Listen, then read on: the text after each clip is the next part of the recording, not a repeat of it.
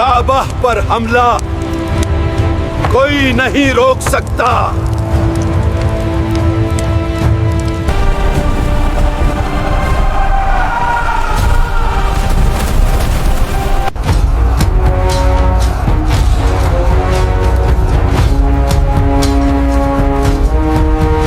سورۃ الفیل کا واقعہ نبی اکرم صلی اللہ علیہ وسلم کی دنیا میں تشریف آوری سے 40 سال پہلے ہوا۔ اللہ نے فرمایا آپ نے اسے نہیں دیکھا۔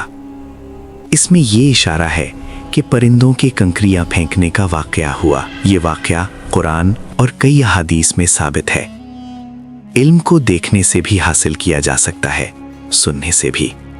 اسی طرح لوگوں کو اس واقعے کا علم ہوا تھا۔ مختلف قوموں پر اللہ تعالیٰ نے عذاب بھیجے۔ قوم عاد کو تیز ہوا کے ذریعے ہلاک کیا گیا، کچھ قوموں کو زلزلوں کے ذریعے ہلاک کیا گیا۔ اسی طرح یہ واقعہ بھی اللہ کی قدرت کا مظاہرہ ہے۔ اللہ تعالیٰ نے پرندوں کے ذریعے ایک ہاتھیوں کی فوج کو ہلاک کیا۔ یہ ایک نشان اور عبرت ہے ہر آنے والی نسل کے لیے۔ سورۃ الفیل ہمیں یہ سبق دیتی ہے کہ اللہ کی طاقت ناقابل تسخیر ہے۔ آئیے ہم سورۃ الفیل کا مکمل تفصیلی ذکر آپ کے سامنے پیش کرتے ہیں۔ اس واقعے سے ہمیں یقین اور عبرت حاصل ہوتی ہے۔ اللہ کی حفاظت اور قدرت ہمیشہ قائم رہتی ہے۔ خوش آمدید نور ہدایت میں۔ آج ہم آپ کو لے چلتے ہیں عرب کی اس سرزمین میں جہاں نہ کوئی مضبوط حکومت تھی، نہ کوئی باقاعدہ نظام سلطنت، لیکن اسی بے سر و سامان خطے میں ایک ایسا مقدس گھر موجود تھا جس کی عزت دلوں میں رچی بسی تھی۔ وہ تھا خانہ کعبہ۔ یہ وہ عظیم واقعہ ہے جسے اللہ تعالیٰ نے سورۃ الفیل میں ہمیشہ کے لیے محفوظ فرما دیا۔ ایک ایسا وقت جب ایک طاقتور بادشاہ نے اللہ کے گھر کو مٹانے کا ارادہ کیا، لیکن پھر اللہ کی قدرت نے ایسا فیصلہ سنایا کہ اس کا پورا لشکر نیست و نابود ہو گیا۔ یہ داستان ہے اصحاب فیل کی، ابابیل کے معجزے کی، اور رب العالمین کی اس قدرت کی جو رہتی دنیا تک بیان کی جاتی رہے گی۔ یہی وہ سال تھا جب ہمارے پیارے نبی حضرت محمد صلی اللہ علیہ وسلم کی ولادت ہوئی، جسے عام الفیل یعنی ہاتھیوں والا سال کہا جاتا ہے۔ آئیے اس حیرت انگیز واقعے کو قرآن، حدیث اور تاریخ کی روشنی میں سمجھتے ہیں۔ اس دور کا عرب ایک منتشر معاشرہ تھا جہاں نہ کوئی اتحاد تھا، نہ انصاف کا کوئی مضبوط معیار۔ ہر قبیلے کا سردار ہی اس کا حاکم تھا اور لوگ اسی کے حکم کے پابند تھے۔ عرب کے لوگ اپنے سالوں کو اہم واقعات کے ذریعے یاد رکھتے تھے۔ مکہ اس وقت بھی روحانیت کا مرکز تھا، ایک ایسا شہر جہاں دلوں کو سکون ملتا تھا۔ یہاں موجود تھا خانہ کعبہ، جسے حضرت ابراہیم علیہ السلام اور حضرت اسماعیل علیہ السلام نے اللہ کے حکم سے تعمیر کیا تھا۔ مگر وقت کے ساتھ وہی مقدس گھر بتوں سے بھر دیا گیا۔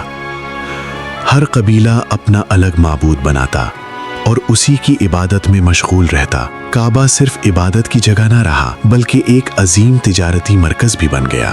ہر سال دور دور سے لوگ آتے، تجارت کرتے اور اپنی رسموں کے مطابق حج ادا کرتے۔ مکہ میں ایک شخصیت ایسی تھی جس کا احترام ہر دل میں موجود تھا۔ وہ تھے حضرت عبد المطلب بن ہاشم، نبی کریم صلی اللہ علیہ وسلم کے دادا۔ دوسری طرف عرب کے جنوب میں یمن کی سرزمین تھی جو اپنی خوبصورتی اور خوشحالی کے لیے مشہور تھی، لیکن وقت میں کروٹ بدلی اور یمن کمزور ہو گیا۔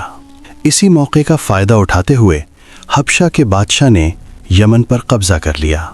اسی دور میں ایک شخص ابھرا جس کا نام ابرہہ تھا۔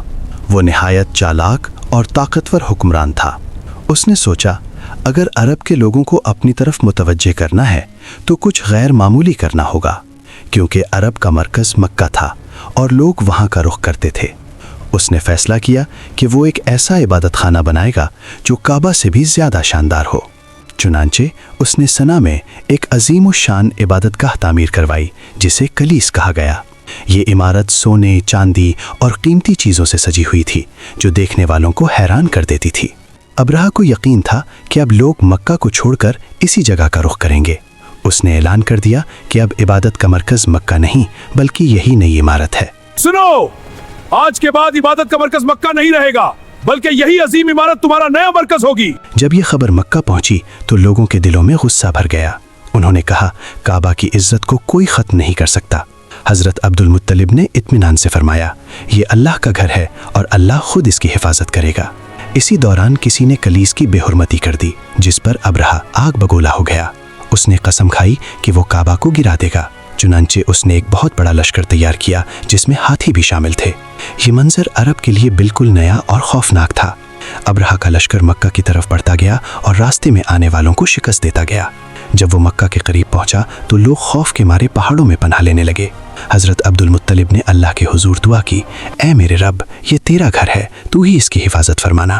صبح کا وقت آیا اور ابرہہ نے اپنی فوج کو حکم دیا کہ آگے بڑھو، لیکن حیرت کی بات یہ تھی کہ ہاتھی نے کعبہ کی طرف قدم بڑھانے سے انکار کر دیا۔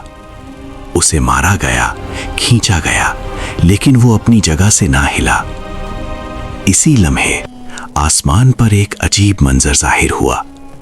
چھوٹے چھوٹے پرندوں کے جھنڈ آئے جنہیں ابابیل کہا جاتا ہے۔ ہر پرندے کے پاس چھوٹی چھوٹی کنکریاں تھیں۔ انہوں نے وہ کنکریاں لشکر پر برسانا شروع کر دیں۔ جس پر وہ کنکری گرتی وہ تباہ ہو جاتا۔ فوج میں آفراتفری مچ گئی۔ سپاہی چیختے، بھاگتے اور گرتے گئے۔ چند ہی لمحوں میں پورا لشکر مٹی میں مل گیا۔ قرآن نے اس منظر کو یوں بیان کیا کہ وہ کھائے ہوئے بھوسے کی طرح ہو گئے۔ ابرہہ بھی اس عذاب سے نہ بچ سکا اور واپسی کے راستے میں ہلاک ہو گیا۔ یوں اللہ تعالیٰ نے اپنے گھر کی خود حفاظت فرمائی۔ مکہ کے لوگ پہاڑوں سے یہ منظر دیکھ رہے تھے۔